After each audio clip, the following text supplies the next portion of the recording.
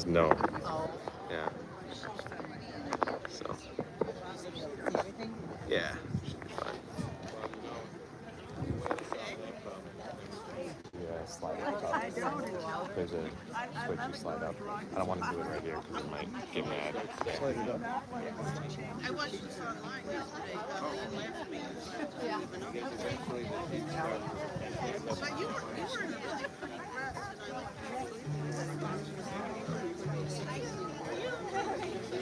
Hey, Julia.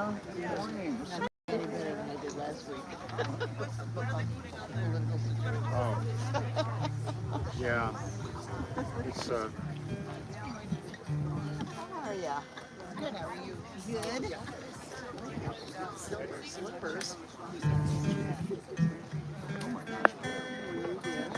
Good. Yes, yes.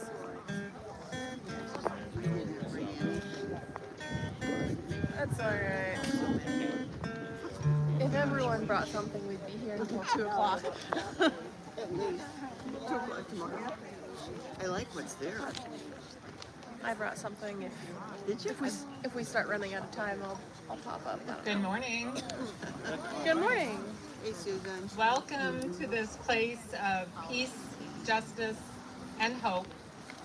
In this Unitarian Universalist congregation, we affirm that no matter who you are, who you love, or where you are on your journey, you are welcome with us here. For those of you joining us online, we are so glad you're with us. Long time no see. If you are visiting us today, we invite you to sign the visitor's book, which is just over here. Megan's got it. And we invite you to stick around for a snack and conversation after the service. Also, members and friends, to help folks connect, remember to wear your name tags with your pronoun stickers. I remembered mine. I'm an example of what not to do. I am Susan Morrison-Hebel. My pronouns are she and her. I'm pleased to be with you today. Our worship associate is Ron Solberg. As you've likely figured out, we're in summer services mode, which means that most of our services until late August are created and led by members of the UCH worship team. Our music today will be provided by Dennis Sajit, and we are ever indebted to our tech guru, Alex. We'd like to thank you for placing your phones in worship mode, but please do feel free to check in on social media and let folks know you're worshiping with us today. During the regular church year, September through mid-June, we have a robust religious education program and childcare for little ones. For the summer services, children of all ages are welcome. They're welcome during the year too, but they're welcome to hang out with us. But we also have a little basket of goodies if there's children here and they need something to do other than just sit in a chair. Dave Lloyd is kind of in charge of that. And he will corral any children he sees. I'm going to pass the phone over to Ron, or the phone. I'm going to pass the mic over to Ron to tell you about church life and some other things.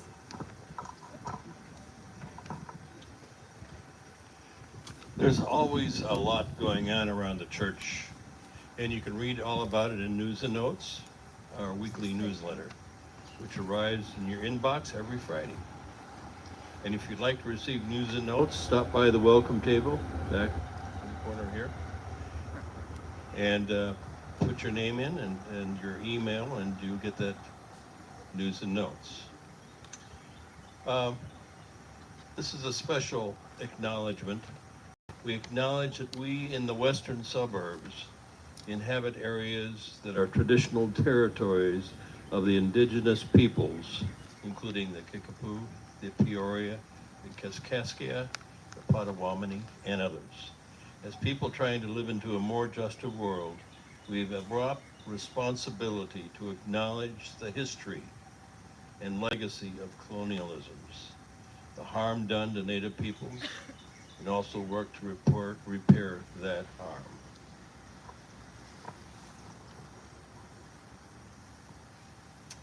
Our opening words are by Kathleen McTeague. We come together this morning to remind one another to rest for a moment on the forming edge of our lives, to resist the headlong tumble into the next moment until we claim for ourselves awareness and gratitude, taking the time to look into one another's faces and see their communion, the reflection of our own eyes. This house of laughter and silence, memory and hope is hallowed by our presence together. You will notice that we have chalice lighting words on your order of service, and I just recognize that we don't have a chalice up here, so I want you all to imagine the chalice in your mind.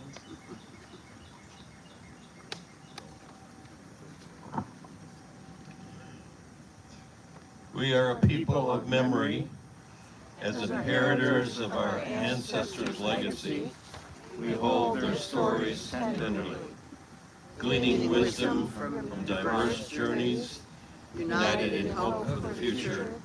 Guide us to trust and love as we kindle this flame together. And join us now for our opening hymn, Morning Has Broken.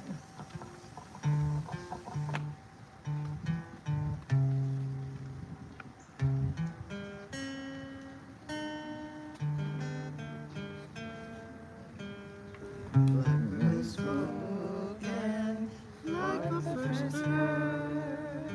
Praise for the singing, praise for the morning, praise for the springing, fresh from the world. Sweet the rain's dew fall, somewhere from heaven, like the first dew fall on the first grass. Praise for the sweetness of the garden, sprung in completeness where God's we pass. Mine is the sunlight, mine is the morning, born in the one light, evenest from day. Praise for the nation, praise every morning, God's recreation of the new day. Thank you, Dennis. Always one of my. Thank you, Dennis. That's always one of my favorite hymns. We support this church in many ways by bringing our diverse and enriching talents and care to this place and this space and to each other, but also in very practical terms, including by offering financial support so that we can meet in this lovely space. Please join me in saying our offertory words together. This church is made up for all of us. It is what we learn together, the work we do together, the fun we have together. It is what we share with one another, with the people around us, and with the whole world. We thank you for your assistance today.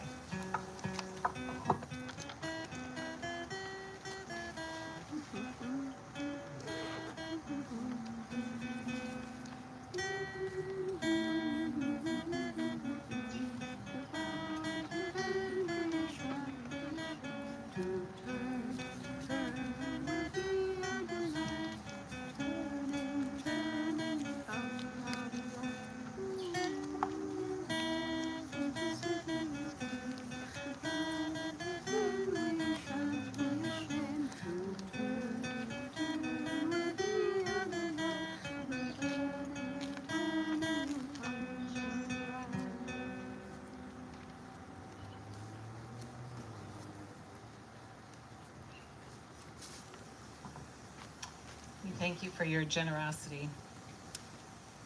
We also enter this space bringing with us joys, concerns, challenges, and blessings. If you have something either weighing or dancing on your heart this morning, you are invited to come up and drop a pebble in the shell.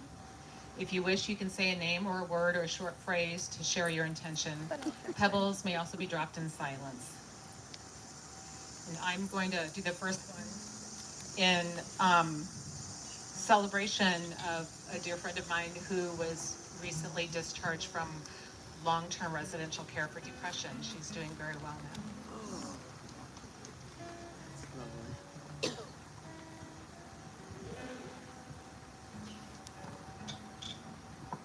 Hi, I'm Charlie Fisher. 2 weeks ago, my mom had a stroke.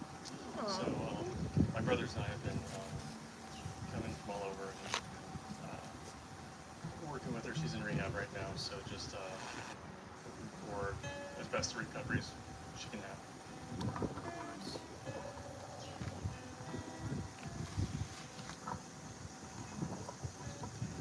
My name's Darren, and I have 4 joys today. Oh, wow. 4. Shannon and Crawford, we don't say last names, are visiting again. So if you guys could wave so everybody can properly welcome you. And Anne Marie, if you could wave, is visiting us again several times. Yay. Welcome again, Anne Marie.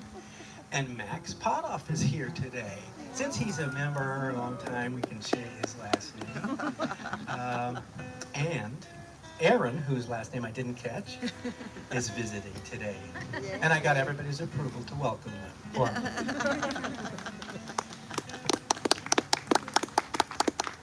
Is there anyone else? Good morning, I'm Jonathan. I apologize, I forgot my name tag. It is in the glove compartment of my car, and for some reason forgot it yet again. But anyway, one of my great passions in life is chamber music. I love playing with other instrumentalists, and I am getting the opportunity again this summer to go to chamber music camp for a week. I usually go to a camp that's outside of Montreal, but this summer a friend of mine who used to run the chamber music program in Montreal has relocated to Vancouver, and she invited me to come out to Vancouver Island this summer. So I'll be going there on Friday for a week. Oh, Vancouver Island. Oh, could be better. Let's now take a moment, put our feet on the floor, close your eyes or rest them on some object, and just have a moment of silent contemplation for all the joys and sorrows, spoken and unspoken.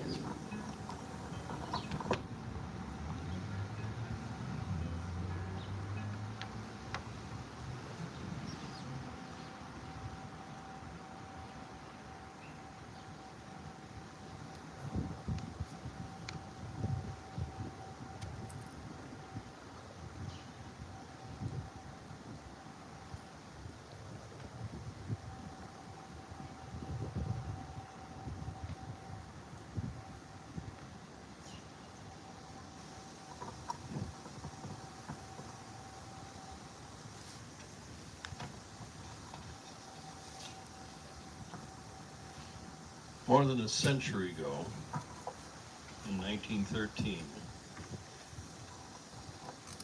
Marcel Proust introduced his search of lost time in his works called Remembrance of Things Past.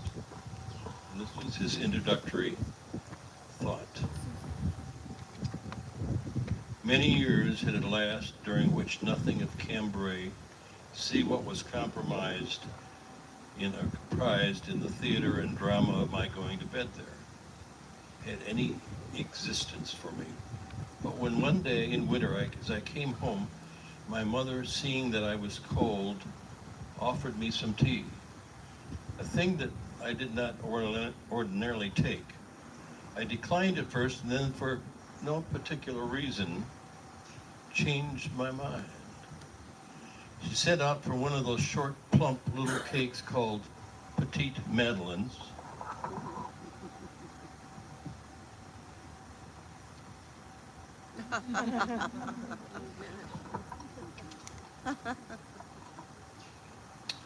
Which took as though they had been molded and fluted scallops of a pilgrim's shell. And soon, mechanically, weary after a dull day, with the prospect of a depressing morrow, I raised to my lips a spoonful of the tea in which I had soaked a morsel of the cake. No sooner had the warm liquid and the crumbs with it touched my palate than a shudder ran through my whole body, and I stopped, intent upon the extraordinary changes that were taking place. An exquisite pleasure had invaded my senses. but individual, detached, with no suggestion of its origins. And at once the vicissitudes of life had become indifferent to me. Its disastrous, innocuous, its brevity illusory, this new sensation having had on me the effect which love has of filling me with a precious essence. Or rather, this essence was not in me, it was myself. I had ceased now to feel mediocre, accidental, mortal. Whence could it have come to me, this all-powerful joy? I was conscious that it was connected with the taste of the tea and the cake, but that it infinitely transcended those saviors, could not indeed be one of nature as theirs. Whence did it come? What did it signify? How could I seize upon it and define it?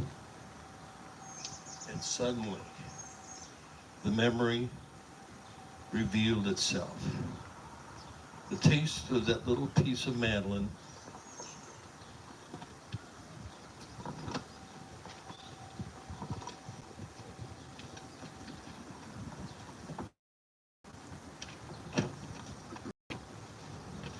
excuse me while I very assemble my papers here. On Sunday mornings at Cambry's, when I went to say good morning to her, my Aunt Leonie used to give me that Madeline, dipping it first in her own cup of tea.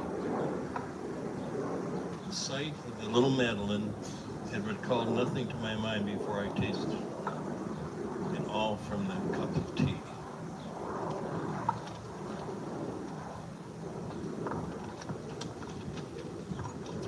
And now, from a more recent or current literary figure, Billy Joel.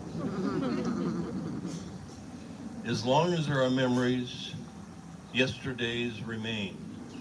As long as there are hope, tomorrows await. As long as there is friendship, today is beautiful.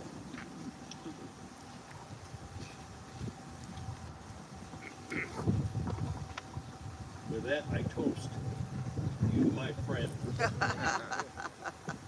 Today, tomorrow, and ever after.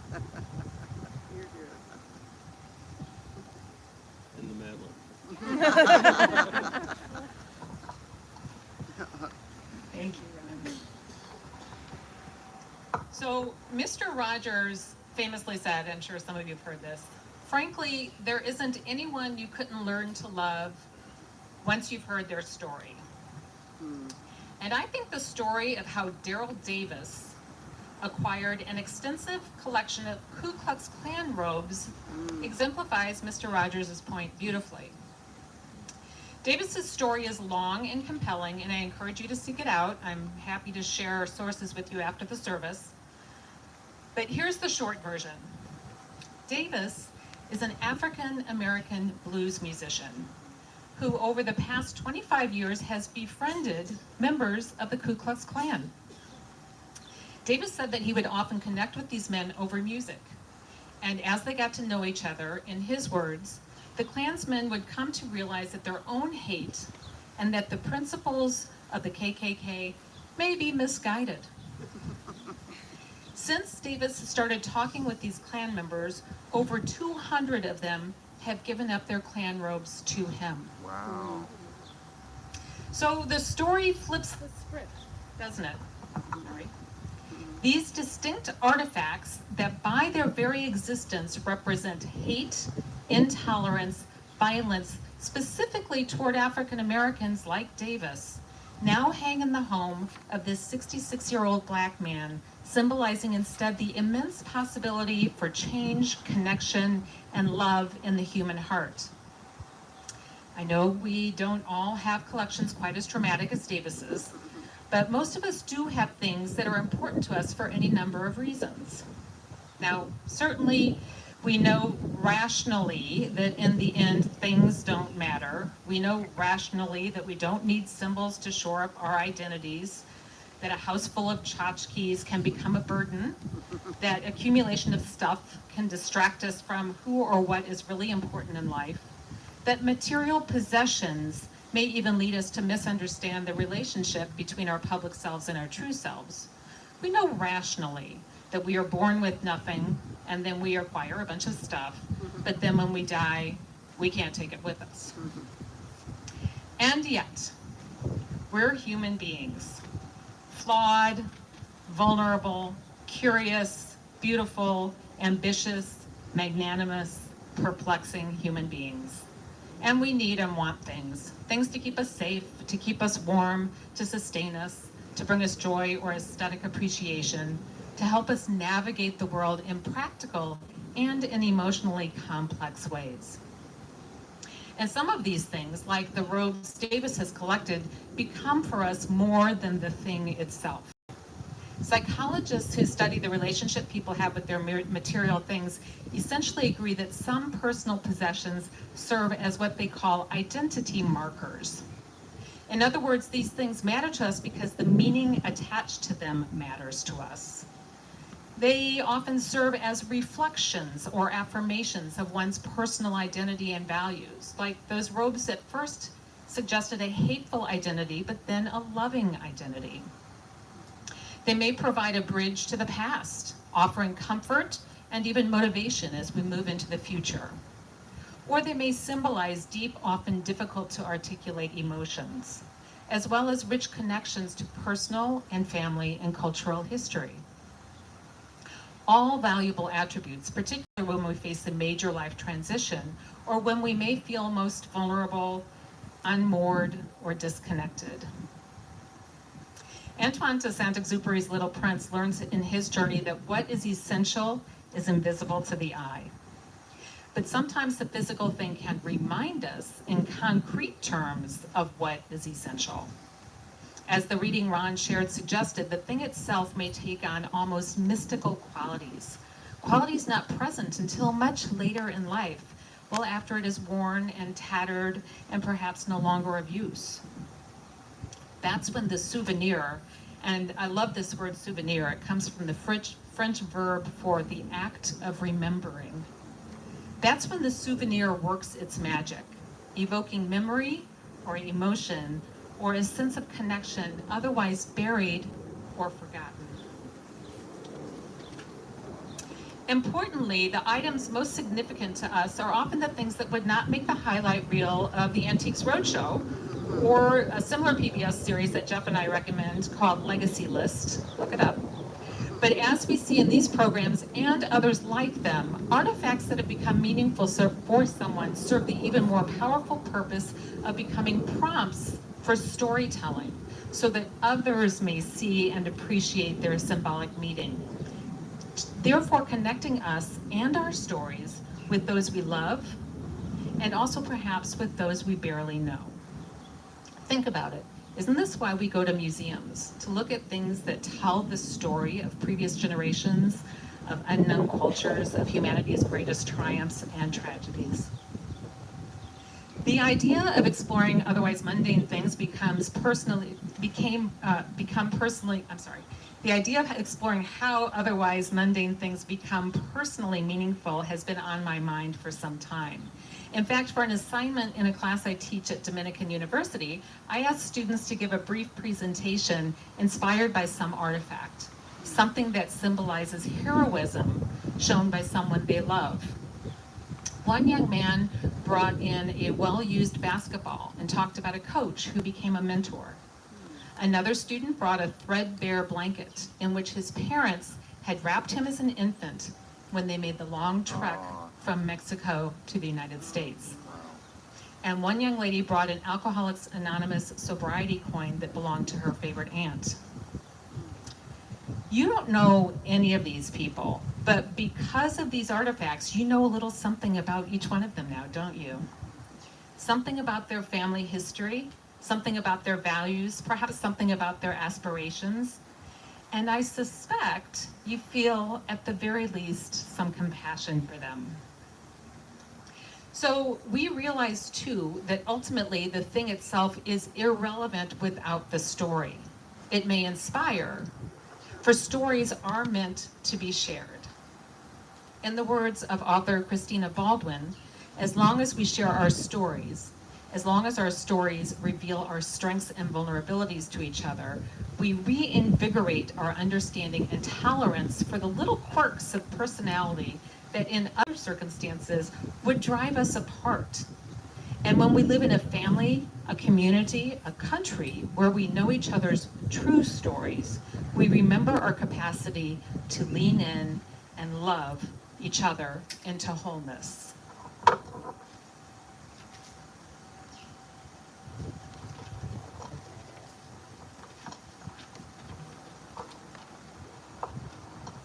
As you may know, one of the themes for this summer services is sharing our stories. So I'm going to invite you to show and share with us now. And we have several people who have offered to do so, but if we have time, we'll hear some more. But I'll get us kicked off.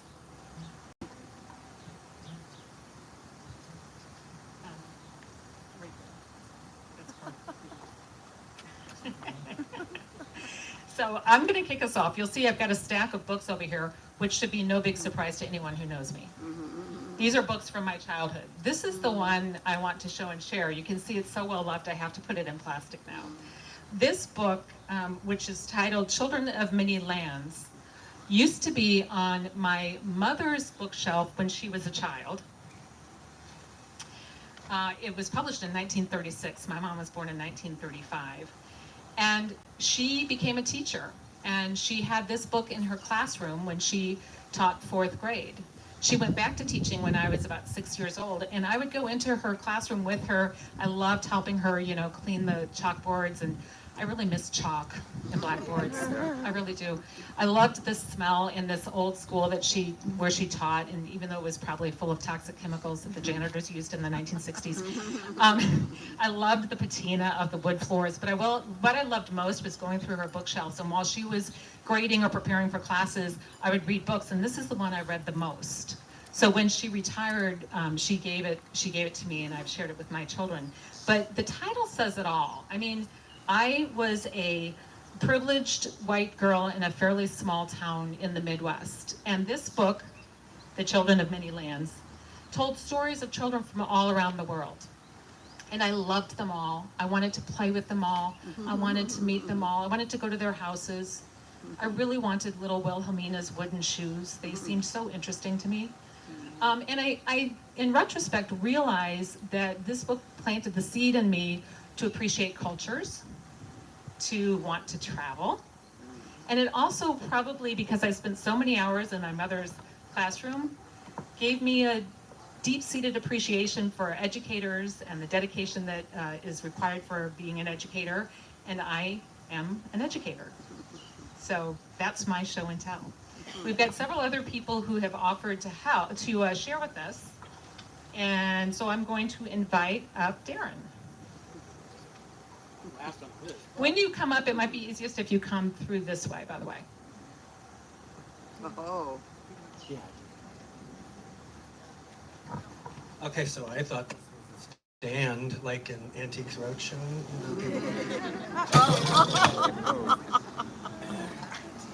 That was part of the act.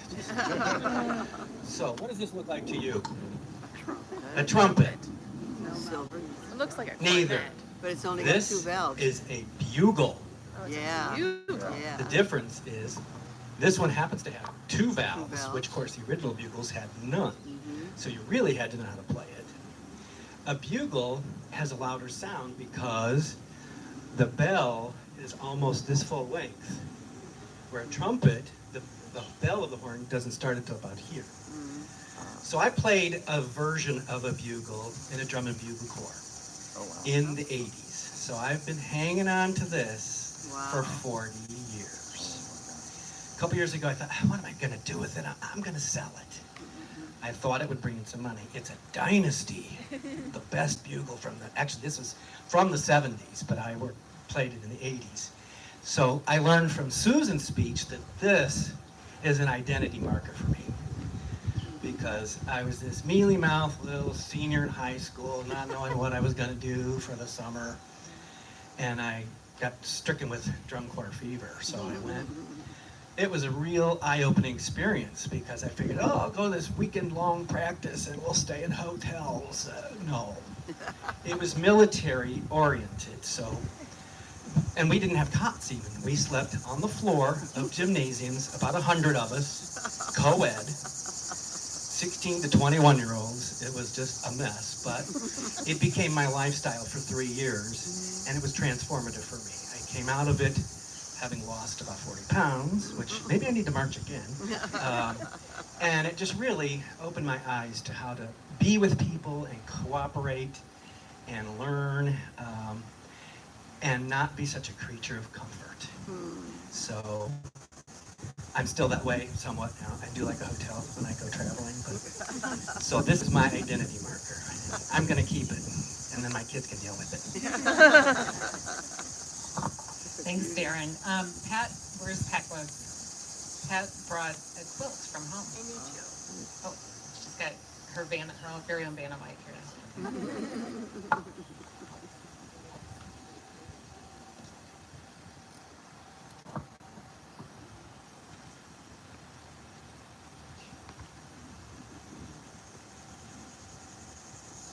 It's beautiful.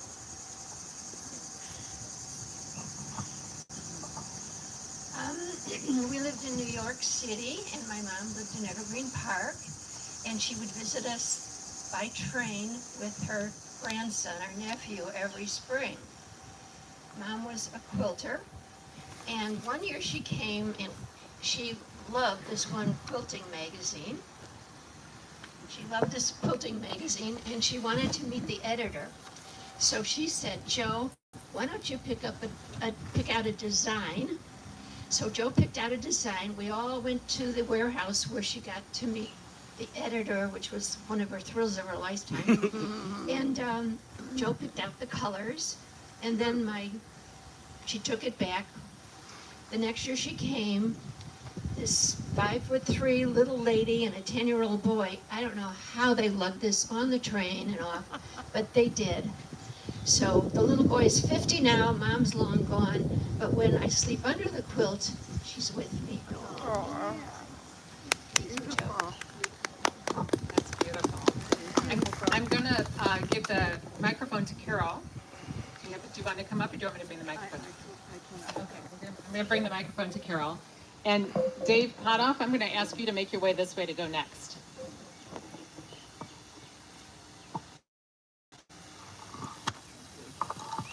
Is this on? Yes, it is. I was trying to figure out how to start this story this morning, and so I pulled out my memoir essay, which I wrote, having sold a piece of land in eastern Colorado 10 years ago that had been in our family for a long time. I'm just going to read the first couple of paragraphs, and then I'll go on from there.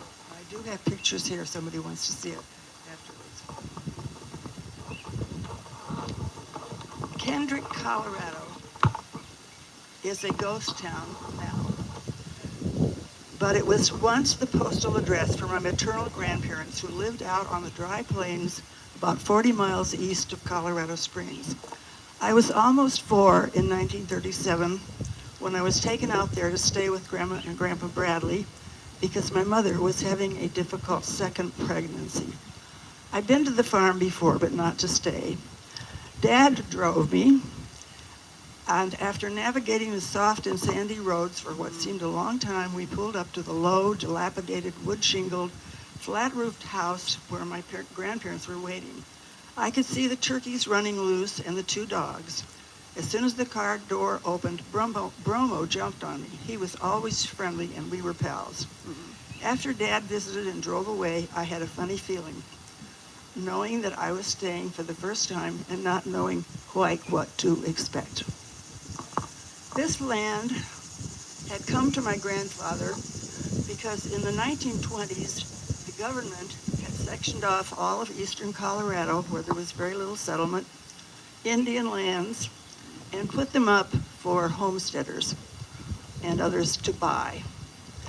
My grandfather was a doctor. He had studied in finished his doctorate and went to Oklahoma for a while. And then when his father died, he went back to Missouri to run the family farm. And he decided he could make more money at farming than he could at doctoring. Anyway, the time came when his heart was going bad, and he was told he needed to move from Missouri. And he chose Colorado Springs. My mother was still a little girl. So they moved there in town. He apparently had enough investments to get along, to buy a house. But then the Depression hit, and he had some investments that really dropped. And they didn't know what to do. So they figured out, among his investments, he had loaned money to 2 families that had bought land out in the eastern Colorado. And he thought, they can't pay us, they're moving away, there's a little house there, we can move out there, and we will rent out our house in town, and we will subsist. And that's what they did. So that's where I spent short parts of my childhood. The interesting thing, well, first of all, I have to say that when I sold this land, it was the full section, 640 acres. I was also sorting out old photos, and I thought, well, I'm going to write about that. So I did, and this was the first of my memoir essays, which I started just a few years ago, and I'm up to about 35 now. Some of you are on my email list, and some of you may want to be added. If so, let me know. Anyway, the one thing I missed in this essay was the thing I'm going to show you. It was a very hard times out. The Dust Bowl came along, and we were there. We had a Jersey cow, chickens, turkeys, and once in a while my grandfather would shoot, and we'd have a rabbit for supper. But it was subsistence living. Not much water, whatever. But one of the things that was a real fright to me and a constant was that we had rattlesnakes. Lots of rattlesnakes. My grandfather was always out there with the hoe, chopping off their heads and then chopping off their rattles and dropping the rattles in a bowl in the house. Well, I have 2 of those rattles. When I spoke last time, I had 1. But last week, I think I told you my foster nephew and his family came to visit me, and I couldn't find my rattle that I showed before, and we've just been asked to come again. So I looked and looked, and then my foster nephew was looking in my one of my cupboards. I have many, many things that very few from childhood, but I have been a collector. So he found the rattle, and then I was rummaging around and found out I had a second one. So anyway, that's what I'm going to show you, and it's in my shirt pocket.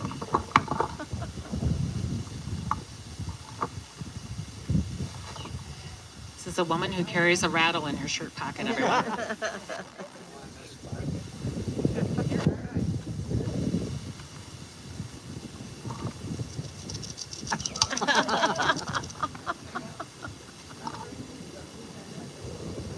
She said not very many, but they had hundreds of them at one time.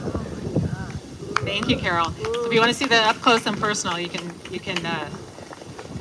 seek out Carol after the service. We're going to hear from Dave next, and Megan, be queued up to go next.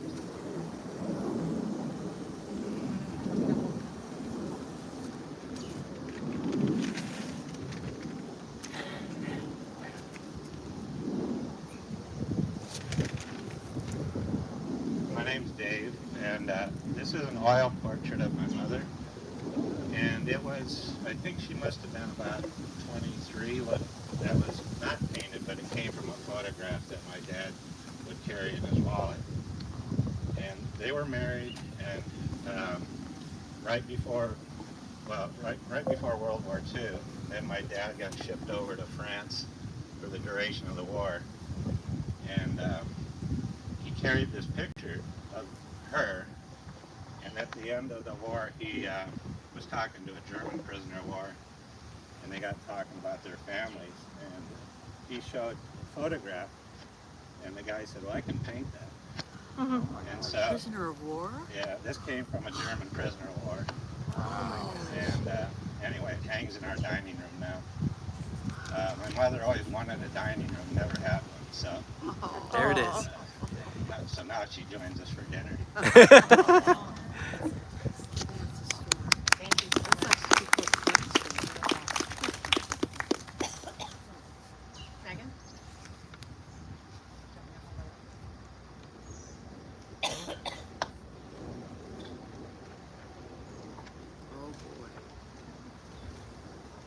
I'm Megan, and I brought my collection of Girl Scout stuff. I've been a Girl Scout for many, many, many years.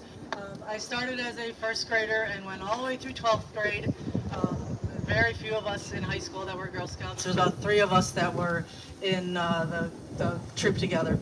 But so this is my old Girl Scout from basically 6th, 7th grade on. So I've got a bunch of patches, and I've got a bunch of them in my bag box that I'm too lazy to sew on.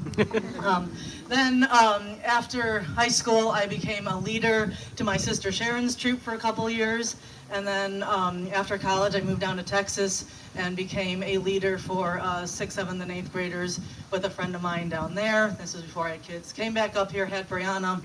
When she was in kindergarten, she became a Daisy Girl Scout, so this is her piece of Daisy. It's still dirty, you know, it's paint.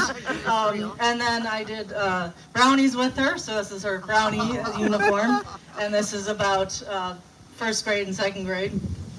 And then we did juniors with her, which is 3rd and 4th grade, and her patches, and it was always a wonderful experience to me to be a Girl Scout. I was a very, very shy child, and it got me involved with other people and the experiences to be able to go do things. I love camping still to this day. I love being outside and just having that experience of being able to have something that was just girl-led and have that experience. And then being a leader and being in charge of the girls and giving them the opportunity to do fun things like that. So, and I keep debating back and forth, do I want to get back involved in it? I suspect we have some other Girl Scouts or Boy Scouts in this group too. I was in 4-H. I was in 4-H. Let's hear from Peter. Where'd Peter go? And then Jonathan, you'll go after Peter? Sure. Okay. And then Jane.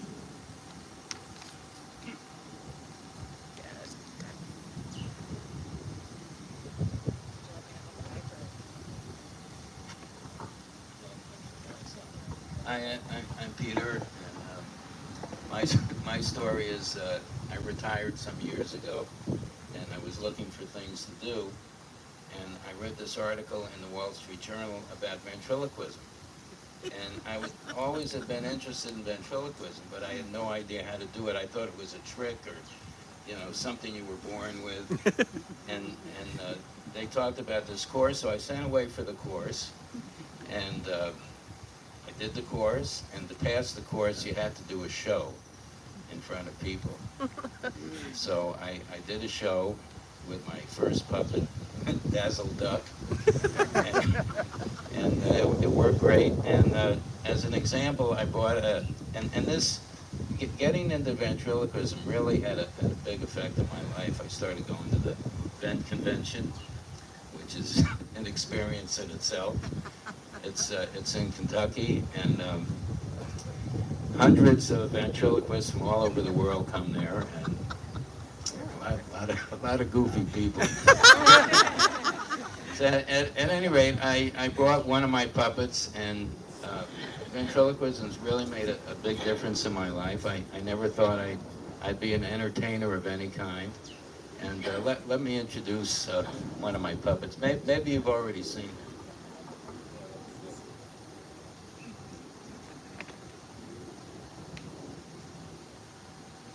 He's not my first puppet, but... Not his first puppet, he said. Anyway, he's my favorite puppet. And, one of ours, too. Oh, that's his adorable. name is Cecil. Hi, Cecil. Hi. Hey, my name is Cecil, and hey, it's great to be here. Hi. Hi. Hi, Cecil. I can't hear you. Hi, Cecil.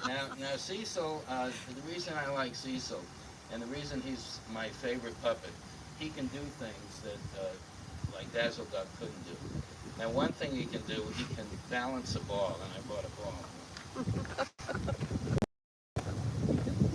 He can balance this ball on his nose. Right, Cecil? Yes, sir. Okay, let's see if you can do it. This is not easy. It's awfully windy. How we doing? Pretty good. Kind of windy, though. He did it. Yay! Cecil, great job. Thank you.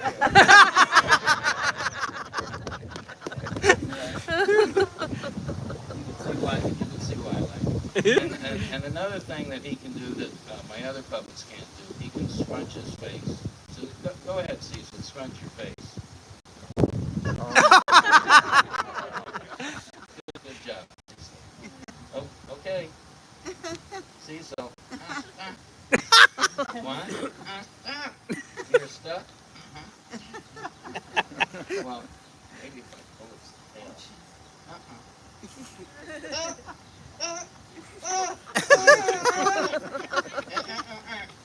Didn't work? Well, you know what he likes?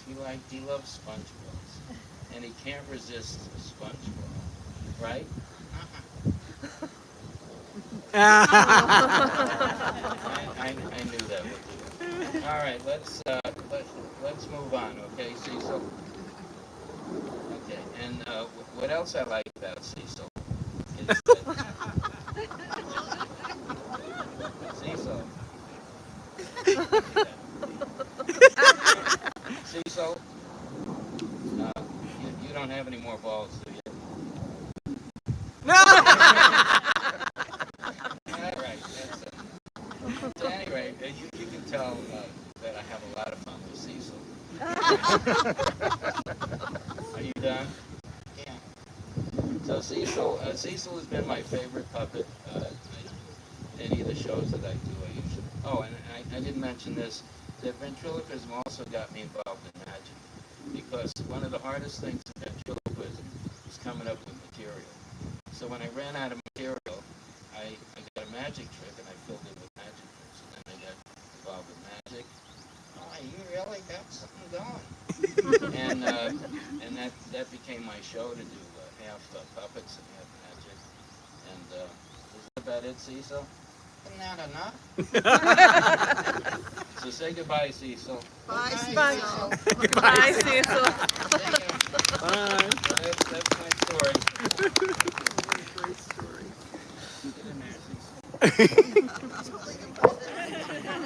Reluctantly. I don't think we've heard from Jane yet, right? Nope. And then after Jane, Nancy. Where's Nancy? Nancy Neal or Nancy Weil?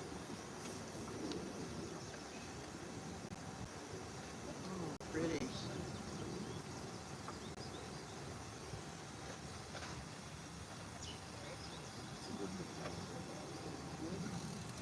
Yeah, we appreciate them.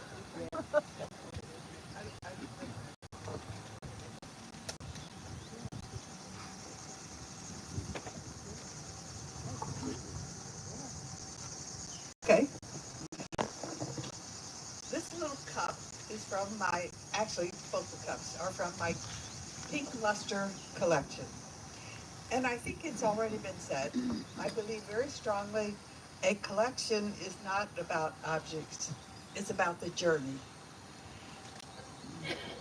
My father was a country doctor, born in 1897 on a farm about 25 miles north of Cincinnati. He took every Thursday off from this little village we lived in, and he would ride the back roads and the byways of southwest Ohio and Indiana, looking for quaint little towns and for little antique shops where he would visit, and he would come home with some knick-knack. Maybe a little salt cellar, you know what a salt cellar is, about that big. Or maybe a sandwich glass pressed glass plates. So I think really his journey was about remembering his rural childhood and life on that Victorian, very prosperous farm. When he divided his collection among the three of us, my brother, my sister, and I, in 1975, it was this item that really struck me. And I'm sure it was from his beloved home. And that is what really started me on my journey. And my journey looking for pink luster took me lots of interesting places. I went especially to Richmond, Indiana. Any of you know where that is? Yes. It was full of wonderful ma and pa antique houses, antique shops in their own houses. But eventually, those wonderful shops devolved into a super antique mall. Obviously, it was the victim of the internet and the conglomeration area, which was kind of sad. But it was still a fun place to go. My journey also took me to super antique fairs at Rosemont, to the London Portobello Road Antique Market, a really great place, to wonderful little shops in the English Lake District or in the Cotswolds. That's a great antiquing place. I'll bet.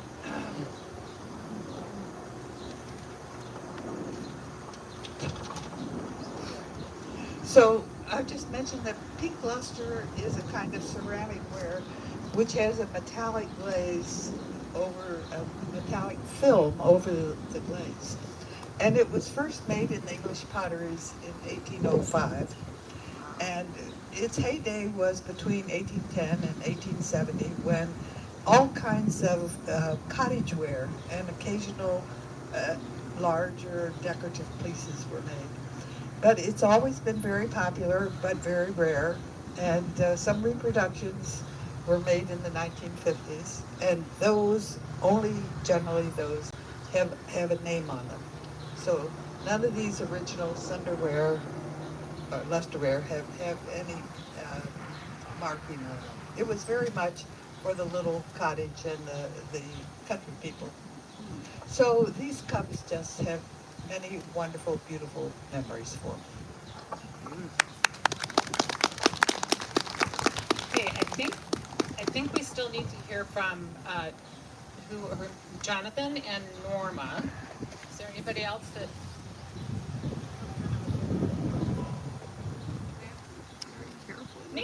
Nancy, Jonathan, then Norma.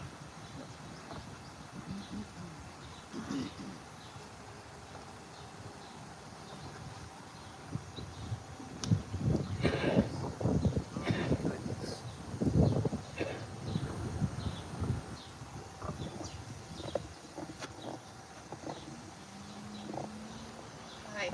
Hello. I brought you some beaded purses. They were from the house that my father grew up in Toledo, Ohio. He grew up in a home, he was an only child, and he grew up in a home with his parents and his aunt, who was his mother's oldest sister. Her name was Johanna, and my middle name is Joe, named after her. And I heard growing up that she loved to do things with her hands. And I'm assuming that these were made by her. I never knew any of these people because they were all dead before the time I was born. In 2001, I went to France to visit an elderly cousin of my father's who did all the family genealogy. And I made little amulet bags, little beaded bags that looked a lot like this blue one, except they were small and they were on a chain around a neck, to give as gifts and homage to these purses. And I know nothing more about them, but if my house burned down and I had to grab one thing, these are the things I would grab. Yeah.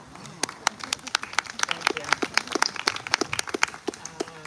Jonathan and Norma. Norma, go ahead. Okay.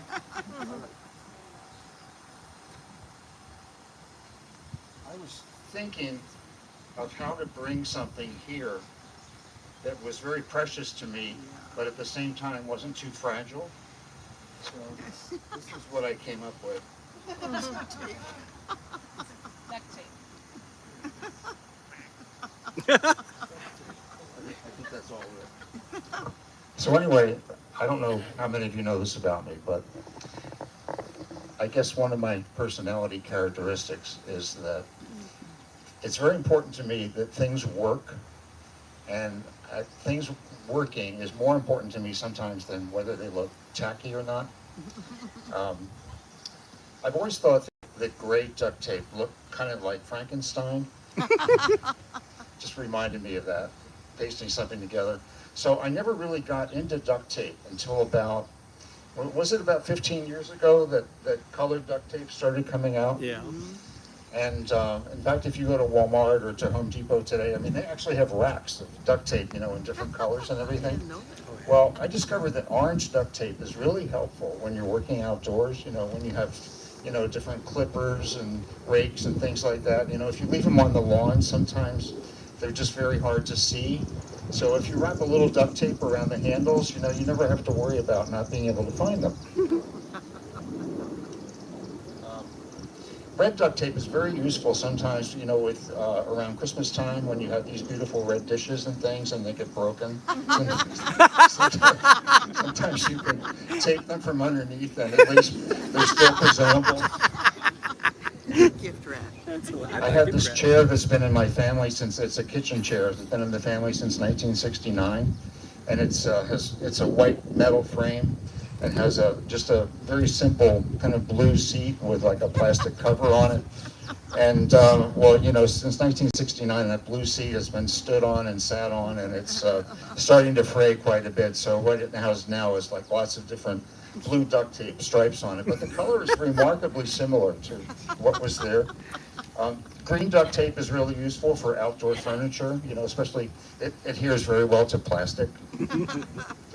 And I have a couple more here.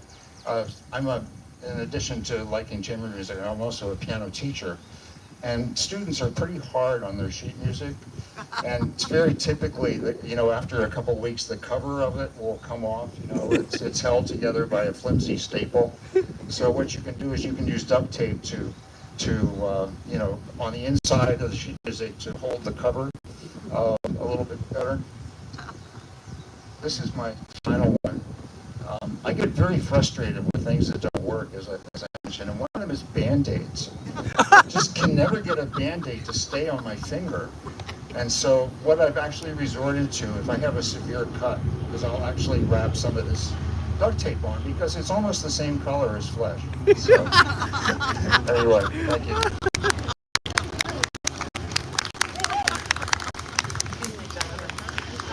Then we're going to hear from Norma, and Ron's going to wind us up. Thank you for your patience, but the stories have been so great. The idea of winding it up.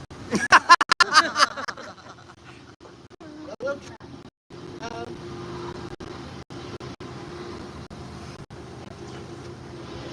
Pull that door. Robert Frost. Yeah. Oh yeah. Robert Frost. Think about Up to your mouth. Think about what the name means to you. Think about his voice.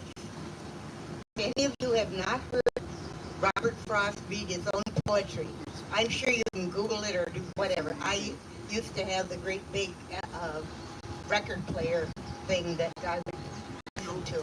Anyway, Robert, so why am I talking about Frost? In 1963, Ron and I had planned to meet and talk and greet Robert Frost at Bredlow School of English in Middlebury, north of Middlebury College in Middlebury, Vermont, up in the mountains where Robert Frost had his cottage, where he lived his last probably decades of life. But he died that winter. Oh. So a lot of the program was taken up with eulogies throughout by very famous people. One that I just heard that Susan Hebel wrote a paper on Cleanth Brooks. I had a class from Cleanth Brooks. He was there. But anyway, Ron and I had been reading for, like those of you who had gone to Chautauqua, we were reading all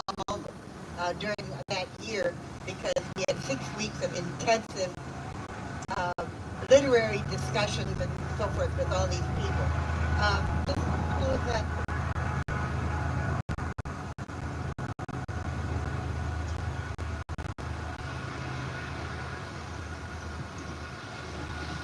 When, so this booklet came out the next year. It's a limited edition, therefore I'm being very, very, very protective of it. But it's closed. Frost is one of the few men who I have known, whose presence made people, poetry, reading and walking, gardening and conversing seem absolutely worthwhile. The natural sharing of his thought and his experiences, even to the end, he was still sharing, and that has made all the difference. It's made all the difference.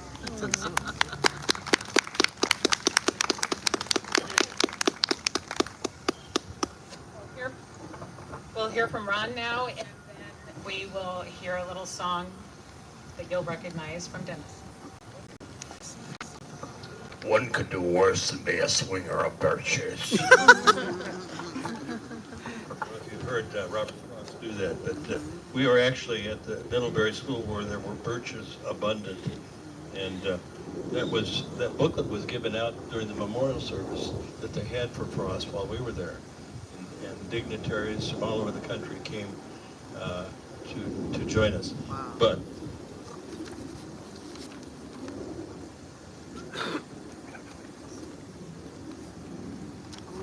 my mother, an artist, worked in a number of areas, and one was eggery. And she did this egg. It's an ostrich egg, and it was on our 25th anniversary back in '87. And there's a music box in here, the anniversary waltz. And but she did this entire piece, including what you see inside and everything. But in addition to that, we have another one that means a lot to us. This is a goose egg, and inside, there's a light inside, and there's a music box in this too. But this is, we love doing cross-country skiing. So she decided to dedicate this egg to cross-country skiing. So you see a bunch of cross-country skiers inside that egg, and that means a lot to us. And she did another for our son who's into football, and it's a football-sized egg with people playing football inside it, and she was unbelievable. But we'll have them up here and you can take a look at them afterwards. Back to you, Susan. We'll hear from Dennis now, and considering the time, we will, after Dennis, do the chalice lighting, and we'll forego the final hymn, okay? English.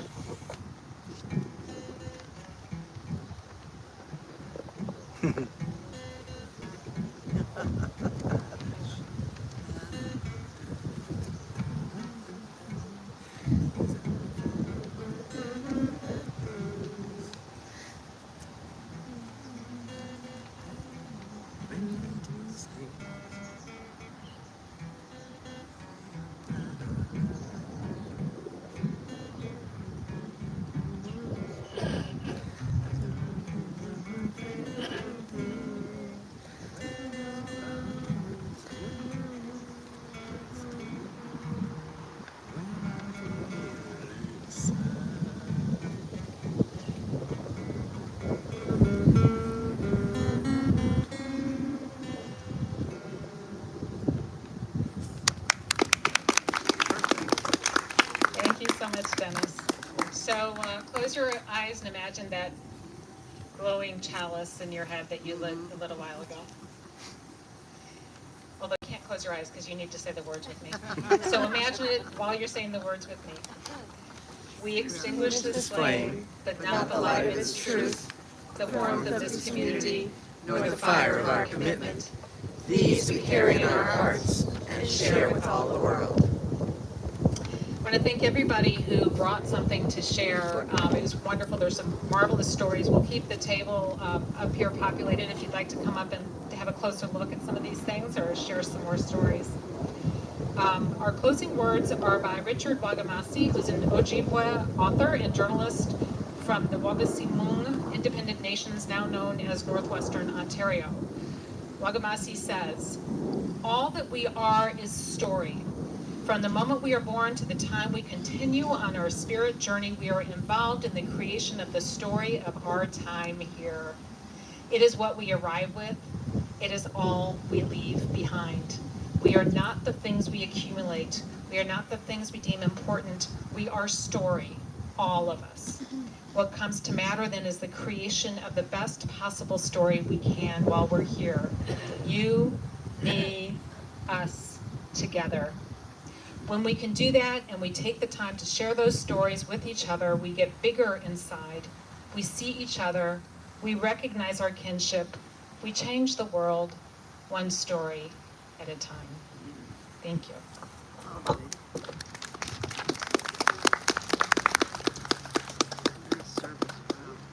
It was cool.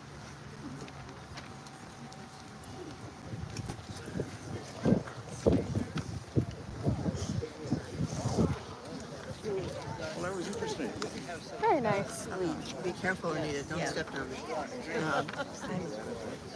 Doing a service with Megan, and I got saying meditation.